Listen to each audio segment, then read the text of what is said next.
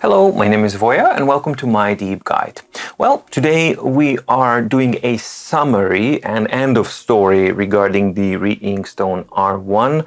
Unfortunately, I won't have the time or the energy to do the entire in-depth review for the Reinkstone R1. I really do apologize about that, but I simply ran out of both time and energy. I had to prepare a ton of videos up front because of these certain obligations that I'm going to be having in the coming period.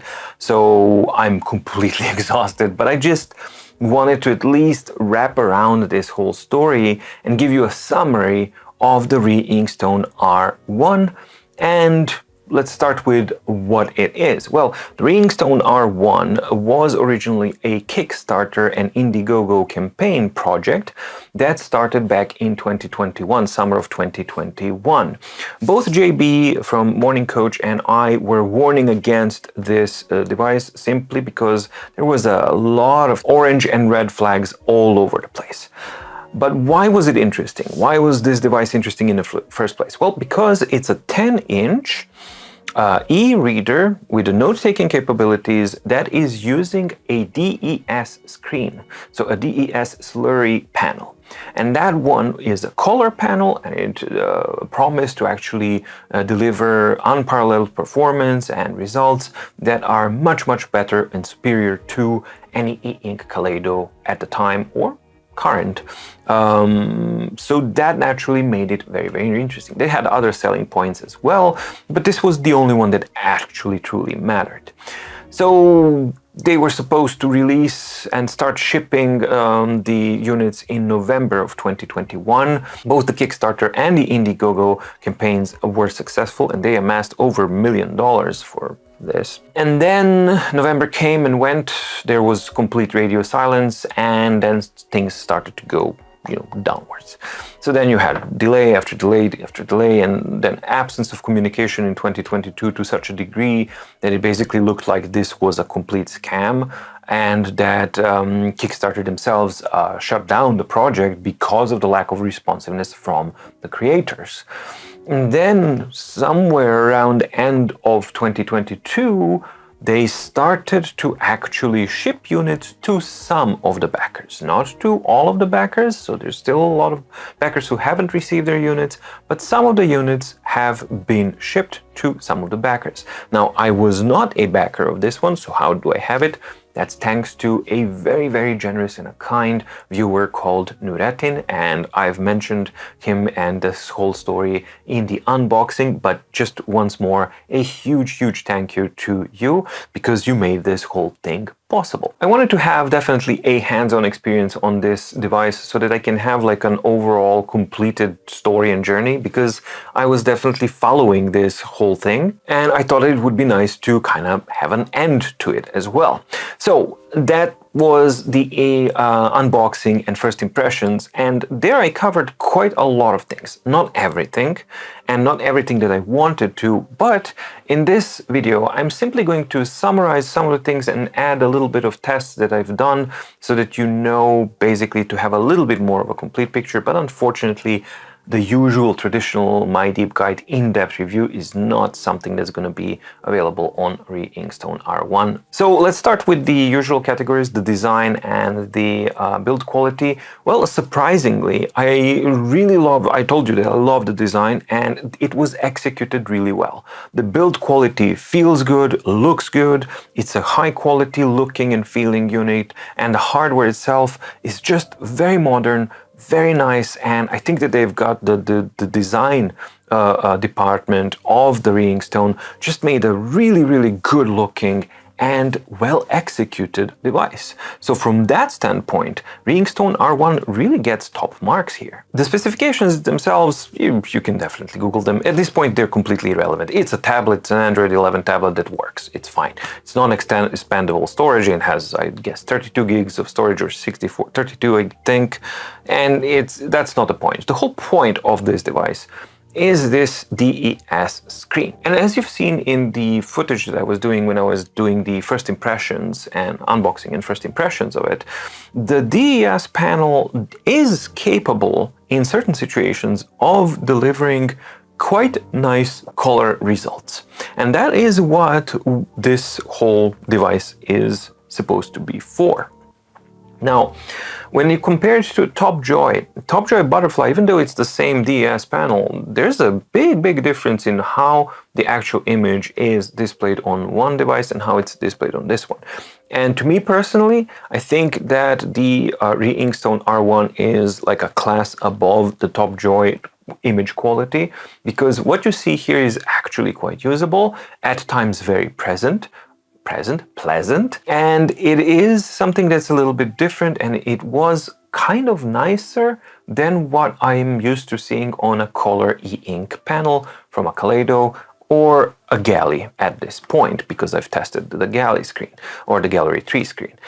So as far as that goes, the colors, just the color content itself, Reinkstone R1 does deliver. However, the DES technology has issues. The device has only a cold front light, not a warm front light, so the effect is not pleasant at all. It does help with the inherent kind of beiginess of the white that's on here, so it does brighten it up a bit, but it also washes it out quite a bit when you start using it. The biggest problem for me is that you have to decide between the color and the black and white mode.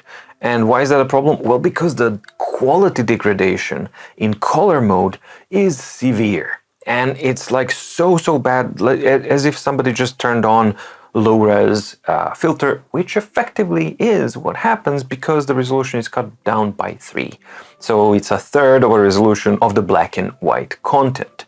Now, when we're using it on a black and white content, it's actually quite okay and acceptable, but nothing really spectacular. It's just that when you compare the sharpness and the crispness of the black and white content with the color mode, just even the black and white letters in color mode, they just become really mushy, not well defined, and it's just not a nice thing to kind of look at, which is a shame because the whole point of it is a color device. You will want to use it in color mode most of the times because that's its advantage.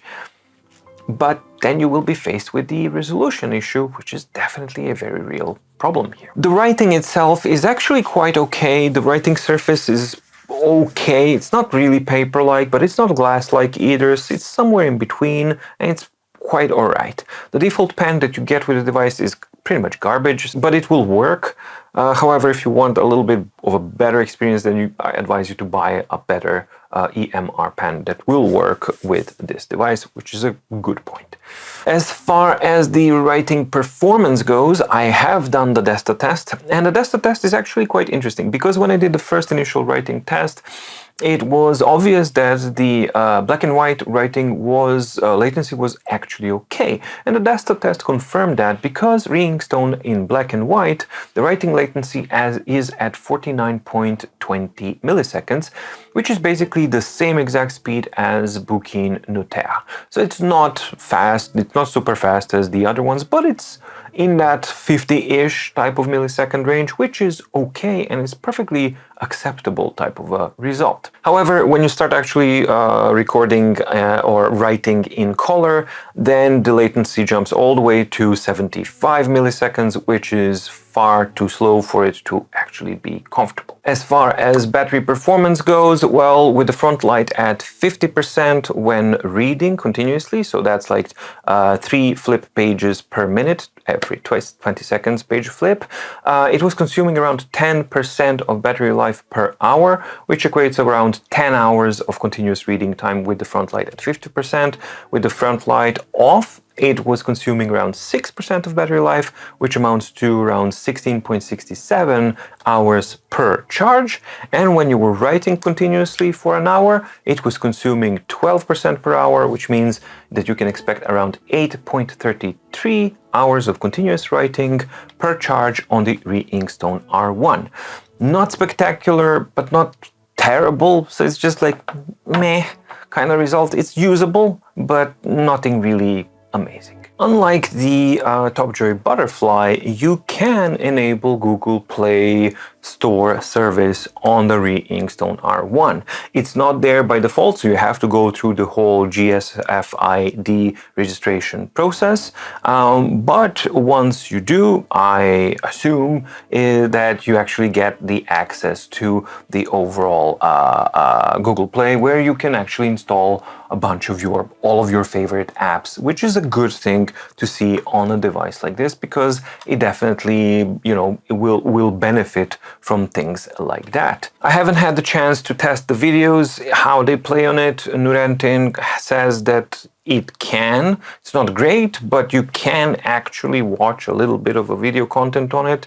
I'm not entirely sure how, because the ghosting and the performance is not that great, but if he says that you can, then great. However, that's not what I would use this device for. This is not like an Android 11 tablet, and this screen is not something that's going to be able to replace our traditional OLED or LED or LCD screen. So this still should be used as an EPapaer tablet, but with colors that are actually more usable. So overall, the display is okay, and it's interesting, and it up to a point, it does deliver some of the things that were promised. However, for me, the biggest problem is that quality degradation when you go into the color content, and the overall image quality could be a bit more crisper, could be a bit more sharper, and then we have the inherent issues with the DES technology, and basically you can see these kind of shadings here. They just keep appearing, and on some of the devices no amount of refresh will get rid of them, and on some of the devices they start appearing and then they start accumulating and they never go away. And that is the problem of the DES technology. So it's like a Russian roulette. It might work, but it might not. You don't know when or if it will break. And I wouldn't be able to live with a device like that. It's just like a bit too much of and